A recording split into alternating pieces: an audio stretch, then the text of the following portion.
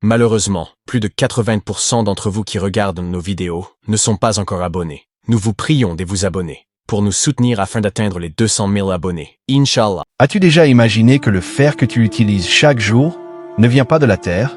Le Coran a affirmé, il y a plus de 1400 ans, une vérité que la science n'a comprise que récemment.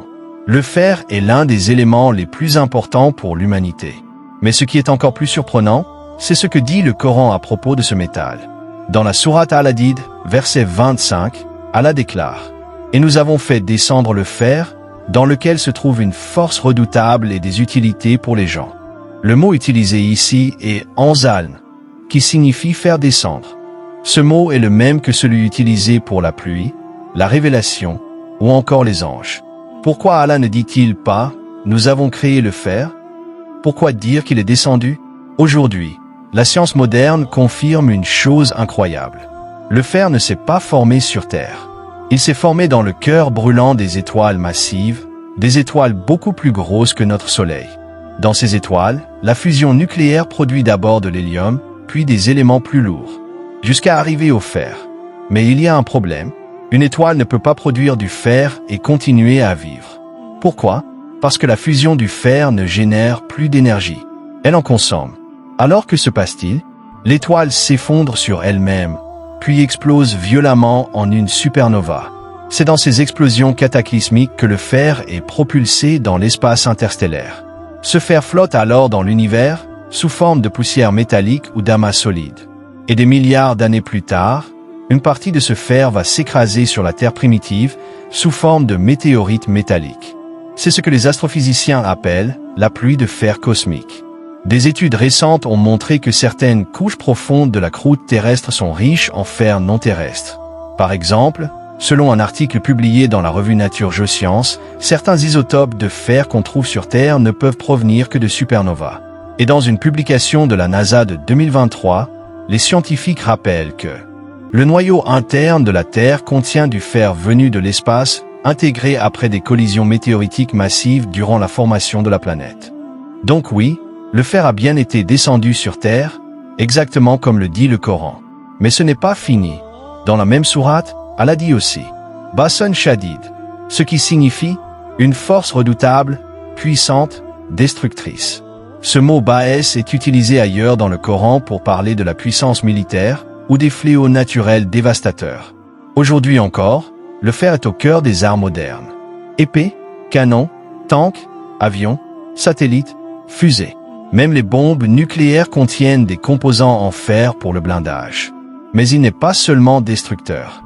Le verset continue. Et des utilités pour les gens, wa manfia l'INNS. Aujourd'hui, presque tout dans notre vie moderne dépend du fer. Les bâtiments sont construits avec du béton armé au fer. Les voitures, les trains, les avions en sont remplis. Le fer est utilisé dans l'électronique, dans les téléphones, les ordinateurs. Il est utilisé en médecine, dans les IRM, les scalpels chirurgicaux, et même dans notre propre corps. Sans le fer, tu ne pourrais pas respirer. Pourquoi ? Parce que ton sang contient une molécule appelée hémoglobine, qui transporte l'oxygène. Et le cœur de l'hémoglobine, c'est un atome de fer. C'est lui qui donne la couleur rouge à ton sang. Et c'est lui qui permet à l'oxygène de circuler de tes poumons à tes organes. Un détail que même les savants du Moyen Âge ignoraient. Et pourtant, le Coran le dit, le fer est utile à l'homme. Pas seulement de l'extérieur, mais à l'intérieur même de son corps. Dans la sourate Saba, verset 10, Allah dit « Et nous avons assoupli le fer pour David ». C'est-à-dire que le prophète David, pouvait façonner le fer sans outils complexes. C'était un miracle, mais aussi un indice sur la métallurgie et l'avenir de la civilisation. Le Coran fait référence à l'utilisation du fer pour fabriquer des armures, des protections, bien avant que cela ne soit répandu.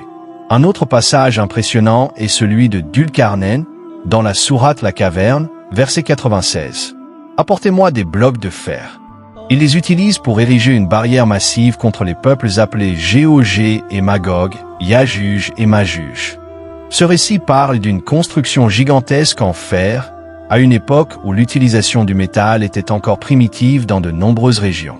Mais voici une question cruciale. Comment un homme vivant dans le désert d'Arabie, au 7e siècle, sans technologie, sans télescope, sans science moderne.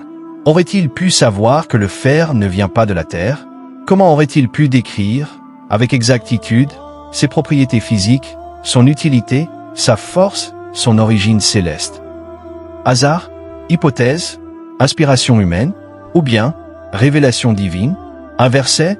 Une seule phrase? Dans une sourate intitulée justement « Le fer, Al-Hadid » contient plus d'informations scientifiques que des siècles d'expérimentation. Et ce n'est qu'un exemple parmi tant d'autres. Le Coran n'est pas un livre de science, mais il est en parfaite harmonie avec la science. Ce verset est une preuve, parmi d'autres, que celui qui a révélé le Coran connaît l'origine de toutes choses. Alors dis-moi, crois-tu toujours que c'est une coïncidence? Ou bien, comme le dit Allah, ne médite-t-il donc pas sur le Coran? S'il provenait d'un autre qu'Allah, ils y trouveraient certes beaucoup de contradictions. Sourate An-Nisa, verset 82. Si toi aussi tu veux découvrir d'autres vérités scientifiques cachées dans le Coran, abonne-toi à cette chaîne et active la cloche. Parce que ce n'est plus un secret.